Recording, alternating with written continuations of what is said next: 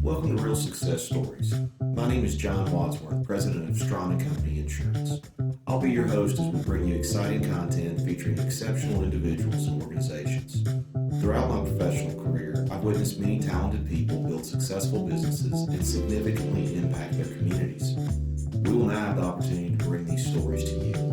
We will have the privilege of speaking with business owners and highly successful individuals who are involved in a wide variety of industries. We will see success defined in many different ways. Our guests will share their stories of how they built their businesses to reveal strategies that you can duplicate in your endeavors. We will get to experience the human side of success as we identify the challenges and obstacles that entrepreneurs endure.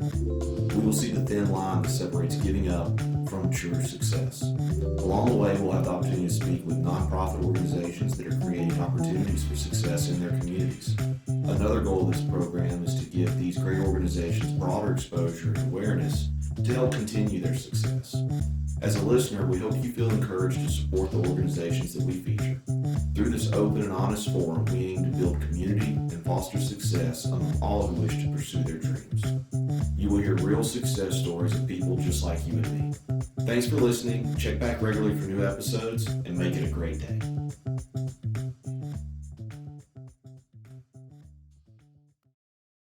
Hello, and welcome to this episode of Real Success Stories. I'm John Wadsworth, president of Strawn & Company Insurance, and I'll be your host as we have the opportunity to speak to a wide variety of guests as they tell their stories of success. Today, we are very excited to welcome Mr. Greg Cannon, co-owner and CEO of Cannon Cleveland Funeral Directors, and recently appointed Henry County District 3 Commissioner. Greg, thank you so much for joining us today. How are you? I'm good, John. Thanks for having me. Yes, sir. Yes, sir. Absolutely. So for some of our listeners who may not know, you and I have known each other for a while through multiple opportunities here in the community, whether it's involvement at church or local civic opportunities. And we've developed a friendship over the years. So it's really exciting for me personally to have you as a guest on our show this time. So appreciate you doing this for us. Thank you. So kind of where I think we'd like to start, Greg, Cannon Cleveland, for those who live in Henry County, and the majority of our listeners currently are Henry County residents, but certainly we have many beyond that geography.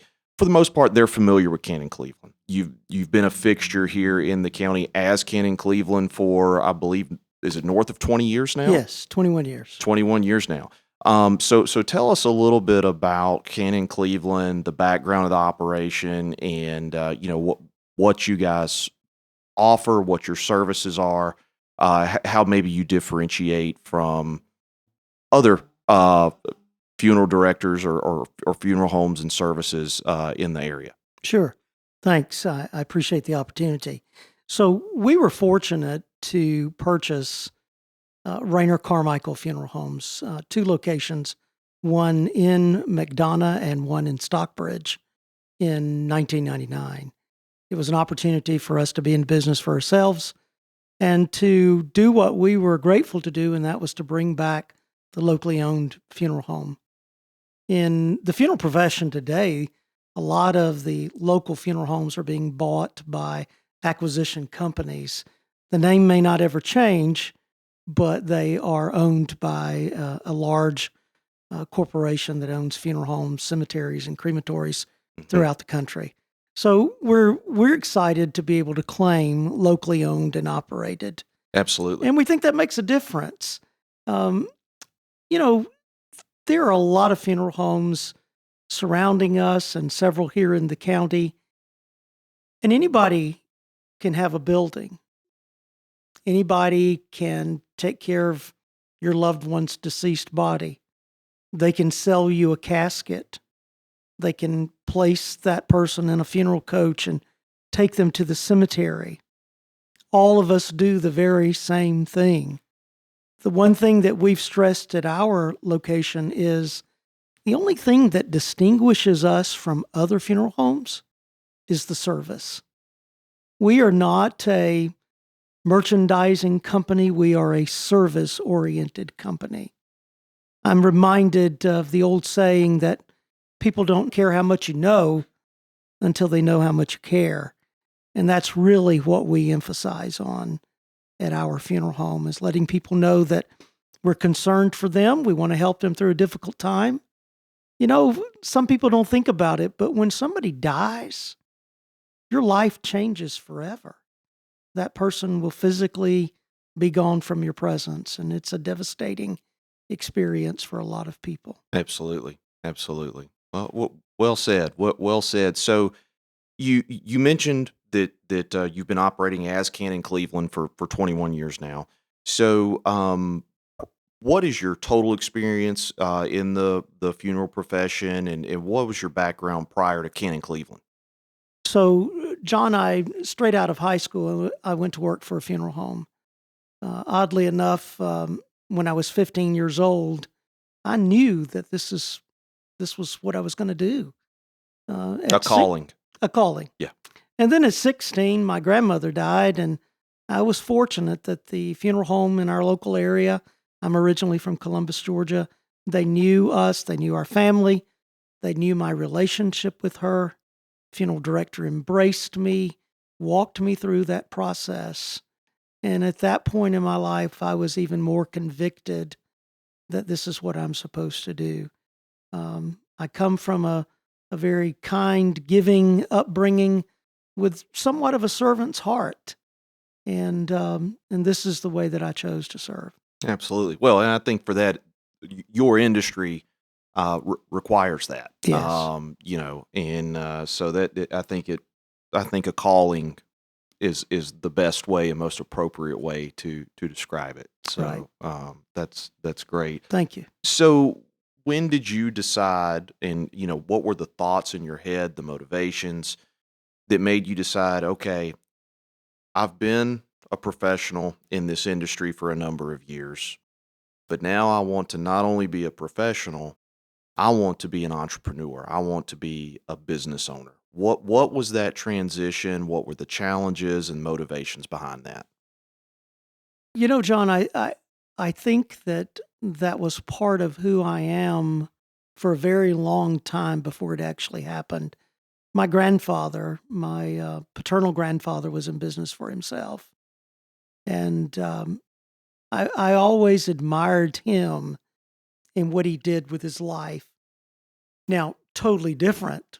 He owned a shop where of all the different things he could have done, he repaired lawnmowers, bicycles, and washing machines. Mm-hmm. But he always taught me, whatever you decide you're going to do in life, you do the very best that you can do. And that's all anyone can ever expect from you. And so coming up in this business, I started when I was 18, and I worked for several different companies throughout my career. And I was fortunate to learn a lot of wonderful things from very matured, experienced funeral professionals. A lot of those things were good things, and a lot of those things were things that I committed that I would never do. And so the only way that I could control my true destiny and my desires in funeral service was I had to be the one making the decisions. I couldn't just do what somebody else wanted me to do. And so the opportunity afforded itself here in Henry County. When I moved here, I thought, what in the world have I done? And then lo and behold, the opportunity arose. So for a long time, it's what I wanted.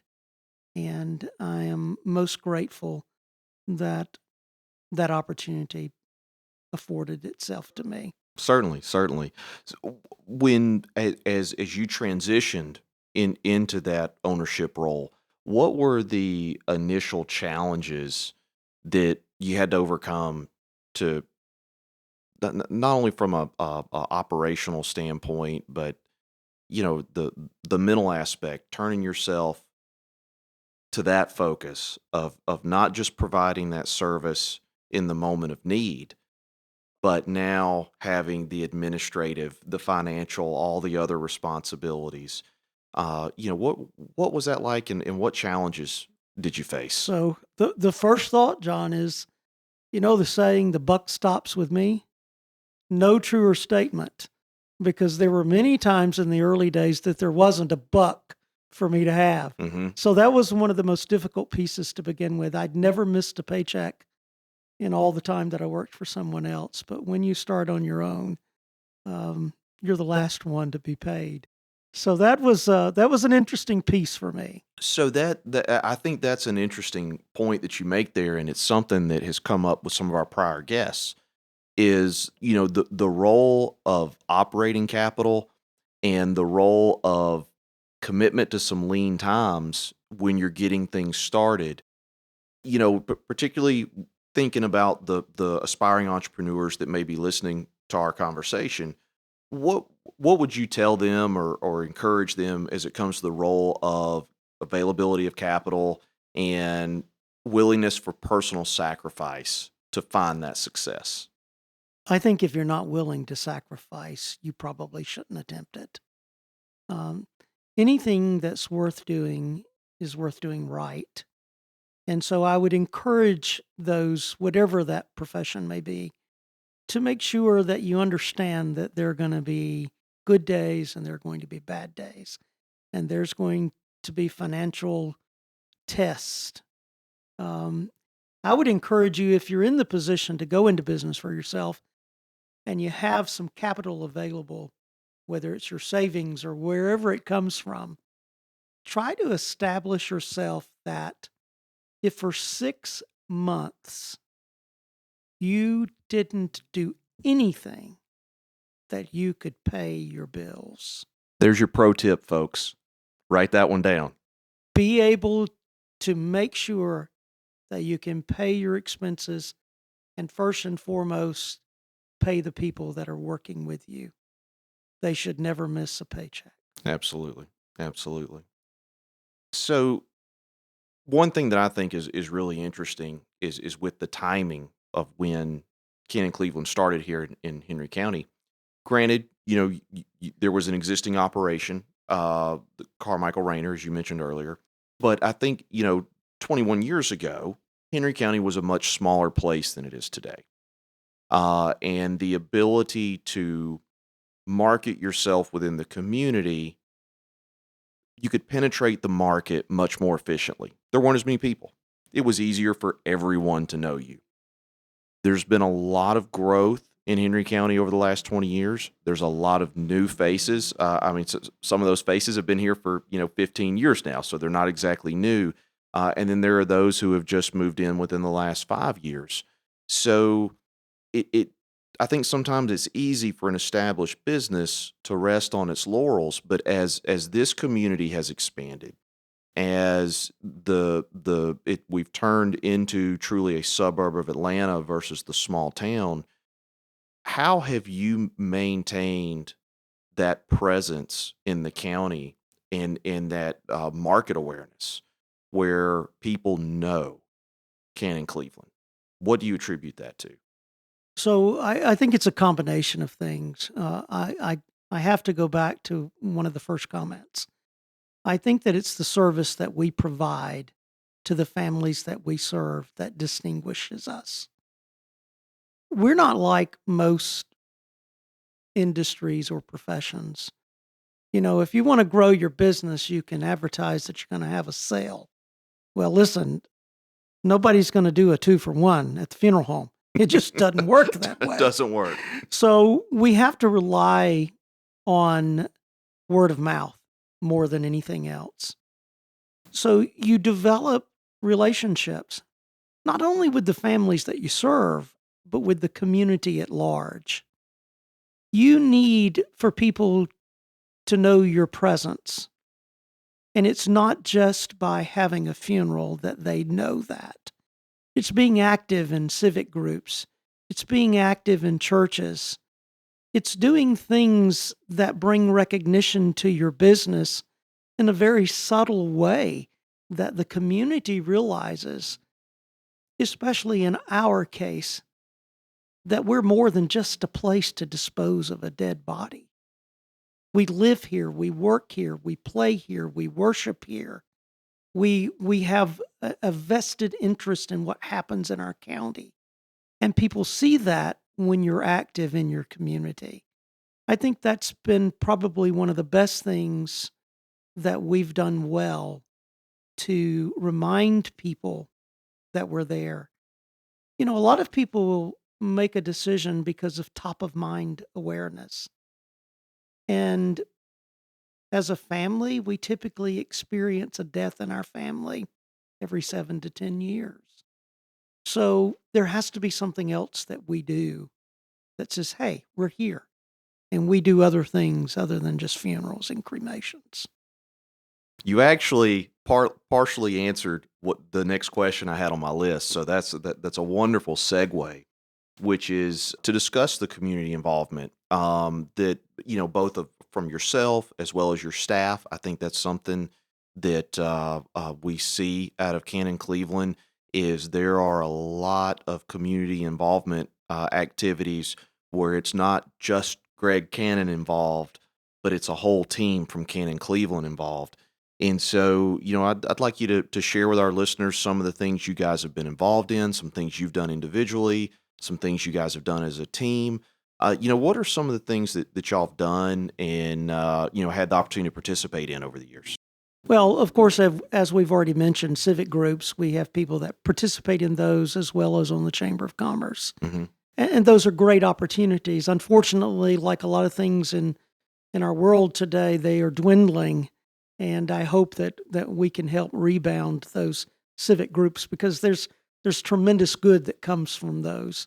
One of the other things that I was really proud of was a few years ago in support of our law enforcement when they seemed to be getting beaten up all the time.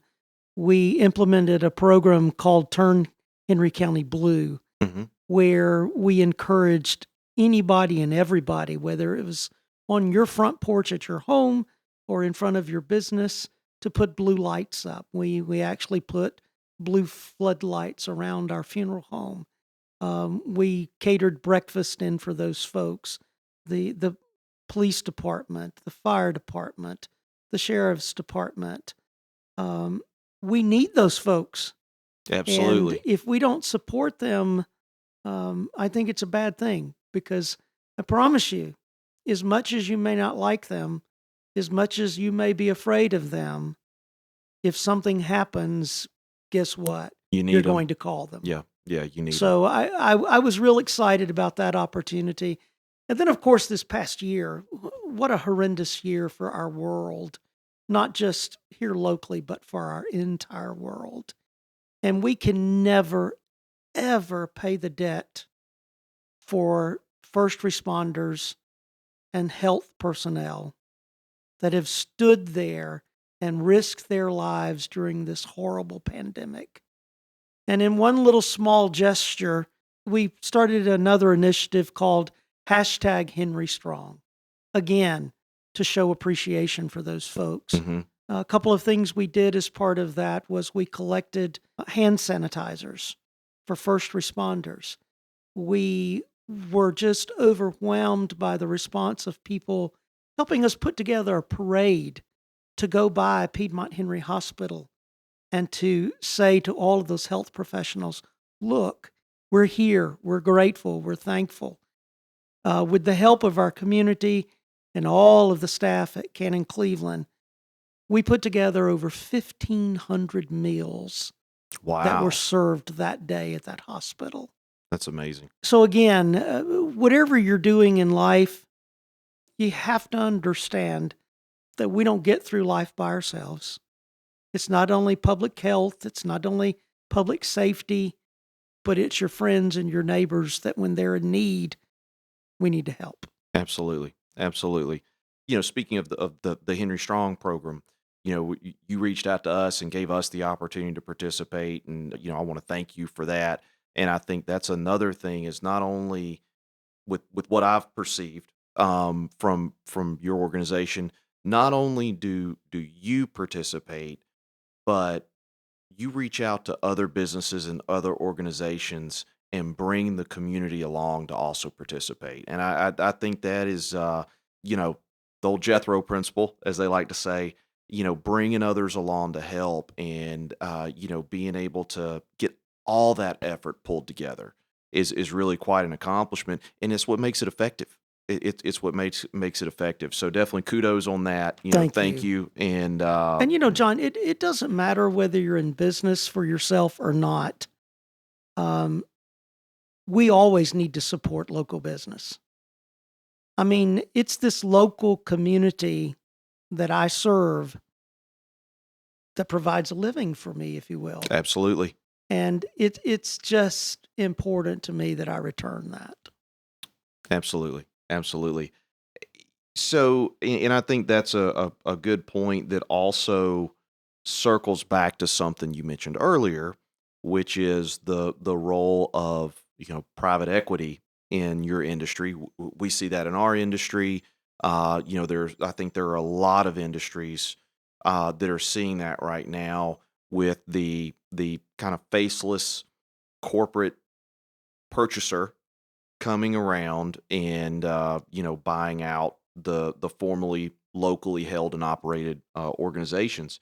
So how have you been able to maintain your independence, and what does that mean for you? Well, it's tremendous. I think that in our profession, a lot of that change has taken place because what we do day in and day out is a true challenge.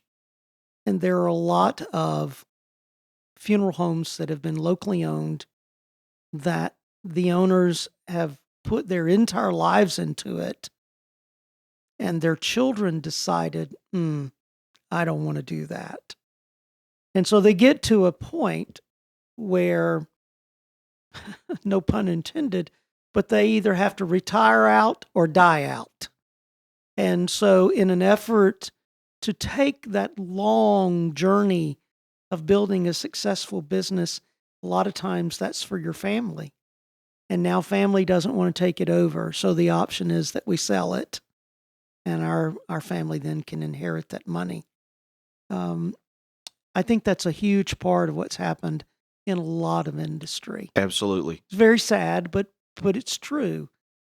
We are fortunate in that our business has more than doubled since we started it, Mm-hmm.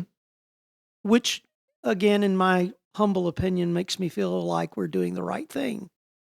And because of that growth, we don't have a need to sell. My hope down the road is I have wonderful, wonderful people that work with us. Last year, I was out of work for 10 weeks for medical reasons. And sometimes, as a proprietor or business owner, you think you have to be there. You think you're real important. But fortunately, my business just maintained just like a Timex watch, if you will, with me not even there. And so I know what we provide for our community. I know the dedication and what we provide for the people that work there. I don't want to give that to anybody else. Certainly. So we just decided we don't have to sell this business. Even though now I'm taking on this second venture in my life, I have wonderful people that will continue to do what we do every day. And we're going to circle back to that in just a moment. But with something you said, I'm just going to make a solicitation to any of our listeners out there. If we have someone that would like to come on and be featured to talk to our listeners about succession planning, I think that is something that is delayed and missed in many businesses, and you end up in a position where you have no choice but to sell out to the faceless corporate entity. So if you're listening and you'd like to come on board and talk to everybody about that, please reach out to me. So back to the scheduled program. So before we kind of shift gears, I would like to take a second.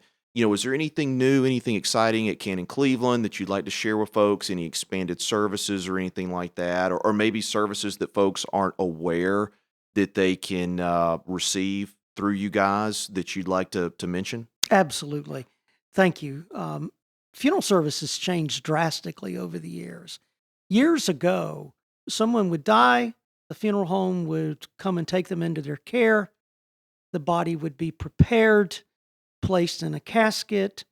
There would be a couple of days of visitation and grief time, and then we would have a service, most often in your church, and then we would all process to the cemetery and have a burial. Well, today, in my specific organization, about 48% of the families that we served are cremated. Now, cremation has been on the rise for many years. There's a little bit of a false thought out there that people choose cremation because it's less expensive. That's not necessarily true. Most people that choose cremation choose it as their final disposition. In a lot of cases, there is still the preparation of the body, the viewing, and the service. The difference is, instead of going for burial, you then are cremated. So cremation is a growing part of our business, and so is green burial, which is another option to traditional burial. We're fortunate to have close by a monastery that offers a green burial option. There are particular products that are necessary for that process, but it is another growing area in funeral service. Really? Yes. So the cremation part has grown so much that we now have another company, Southern Crescent Crematorium, which is our cremation division. And then we also have a pet cremation service. Certainly. So we can take care of the whole family, whether they're human or furry animals. Amen. So we have grown tremendously in a lot of areas in funeral service. Awesome. What about, do you want to mention anything about pre-planning, the advantage to doing that? Part of what we're talking about today is success stories. What goes along with success stories, I think, in a lot of cases is sound management. And I think that's a good springboard to talk about pre-planning just a little bit. Absolutely it is. Pre-planning has two parts to it. The first, and to me the most important piece, is the emotional process. If you get things in order ahead of your death, your family has no doubt that they're doing things the way you want them done. They didn't have to make the decisions. You made it for them. Whether it be your choice of burial or cremation or what type of service. Death is never easy, but it can be made simpler with the more that you have done ahead of time. Certainly. There is also the option that the financial piece can be taken care of. The decision can be made to go ahead and pre-fund the service. In the state of Georgia, a lot of funeral homes have what they call guaranteed services and merchandise. It affords you an opportunity to pay in advance so that as inflation continues, like it does in all of our lives, that does not impact the family at the time of death. So there's two pieces, emotional and financial. And I promise you, the emotional by far outweighs the financial. But and I'm glad you went there with that piece, because we actually personally within our family had that very discussion this past weekend, and we were talking about how thankful we were for the family member in particular who has done their pre-planning. How happy we were that everything's laid out, and so obviously we don't want the day to come, but when it does, we don't have to be stressed with what song, what type of service, and on it, it's all taken care of. Yeah. And that's, obviously we're featuring you guys today, but I encourage our listeners, we do have listeners far beyond Henry County. Ken and Cleveland may be too far geographically to be an option for you. If you're out there, and I'm speaking specifically to you on this, but I hope that you heard what Mr. Cannon had to say just a moment ago, because I think this pre-planning is for everyone. I think it does a lot of good. and you can be focused on what you need to be focused on when the time comes versus having to stress out about things that you shouldn't. So John, my mother died a year and a half ago, and long before her death, she and my dad both had prearranged their funerals. And there's different reasons why people do it. My mother's greatest concern was common today in funerals and memorial services are these video tributes to the individual's life. certainly. My mother was afraid to allow her children to select those pictures. So she not only pre-planned the kind of funeral and the merchandise, but she picked out the pictures as well. So there are a lot of reasons to do it. Absolutely, absolutely. Let's circle back to a comment you made a few minutes ago when you mentioned that the way the business has developed over the years, it's running like a finely tuned watch now, and you can step away and the business keeps on rolling. It meets the standards that your clients expect. It meets the standards that you expect. What freedom has that afforded you, and what are you doing with that freedom now? Well, for some time now, John, I've wanted to do something more. As I've already said, I have a true servant's heart, and I love Henry County. And it's my hope to play an active role in continuing to make Henry County one of the greatest places to live. I was fortunate to know Gary Barham, who was commissioner of District 3. I think he did an outstanding job. I've known his family for a long time. His brother worked with our firm for 19 years. And his death was devastating in a lot of ways. It's another reason to hate COVID because that's what took his life. Yes. But more importantly, he was a kind, caring person. And I like to think of myself as being that as well. And so now that I'm in a position to do more than the day-to-day operation of the funeral home, I'm thankful that I've been appointed. I hope to win the election in June because I really would like to be very active in the county in a much larger scale than what I've been able to do in the past. Certainly, certainly. In something that, and I know you're probably not going to point this out, but if I think it's important to point, I personally think this is important to point out that this opportunity for you have succeeded in Henry County. And so this is an opportunity for you to reinvest into the community that has allowed you to succeed. Absolutely. This is not a measure for you to build your business. Your business is built. Correct.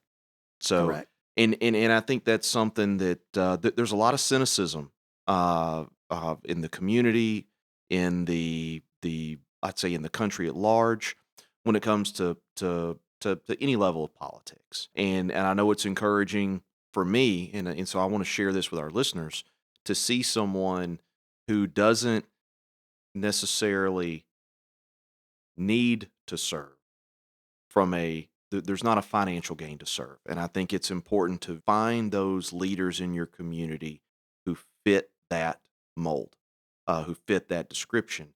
And, I certainly think you are one of those. And, so personally, I want to thank you for stepping up to the plate.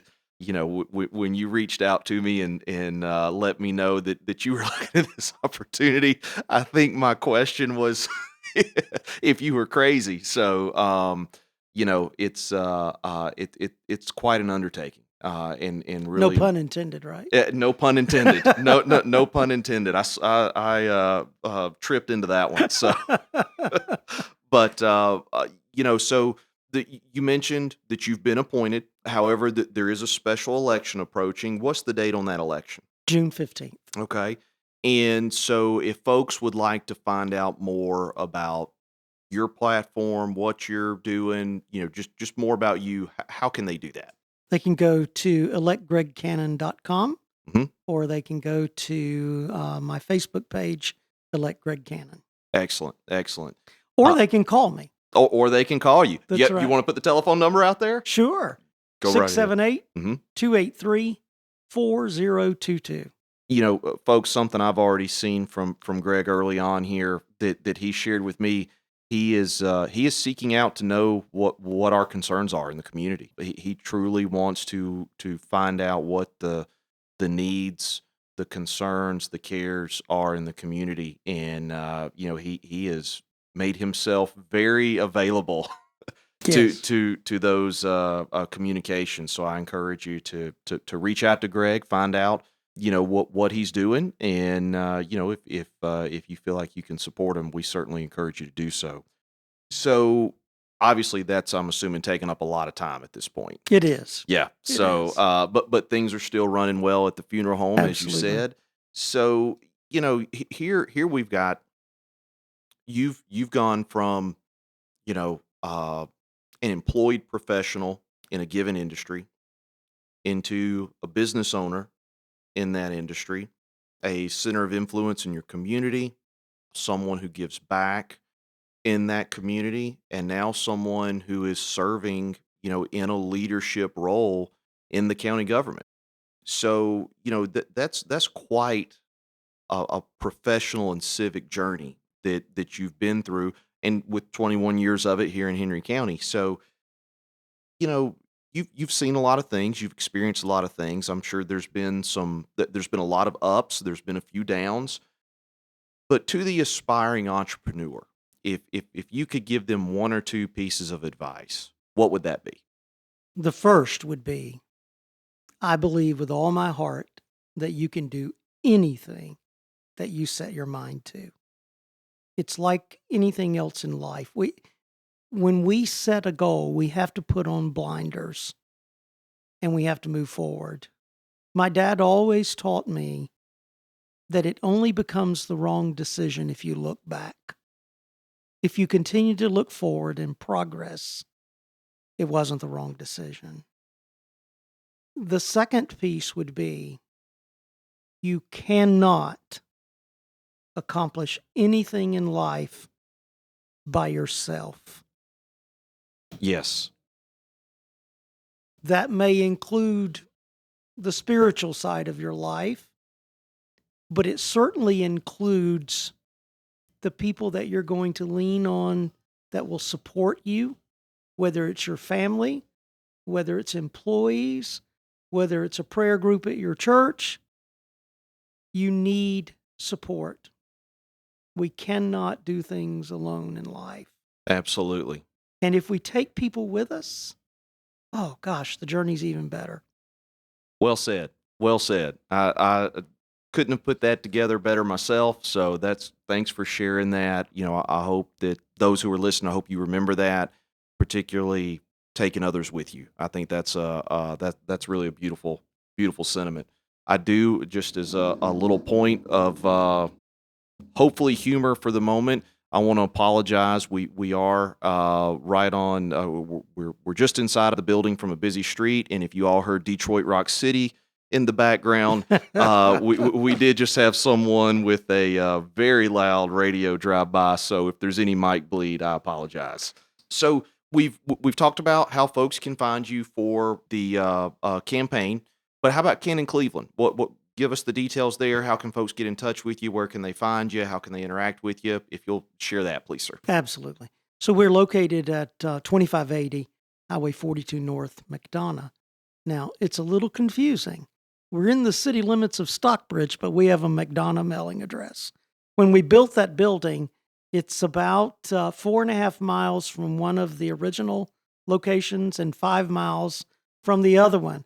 And I thought, you can't have anything any better, but the best of both worlds.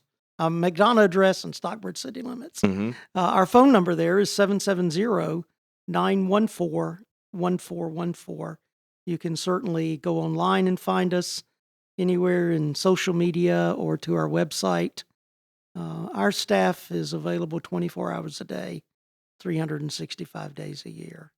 Life is an event that none of us controls, and so we make ourselves available to you at all times. Certainly. Certainly. And I want to encourage anyone listening that, we certainly all hope that the times we need funeral services are few and far between. But I can personally attest that if you are in need, you're not going to find a finer service or a finer bunch of people than those at Cannon Cleveland to take care of you and your family. So I hope you saved Greg's contact information there. Greg, thank you so much for joining us today. We certainly wish you all the best. We look forward to watching your continued success in Henry County and watching you continue to bring those of us in the community along with you. So thank you so much for joining us today. Thank you, John. Absolutely. Thanks, everybody, for listening. We'll look forward to being back soon with our next episode, and we hope you make it a great day.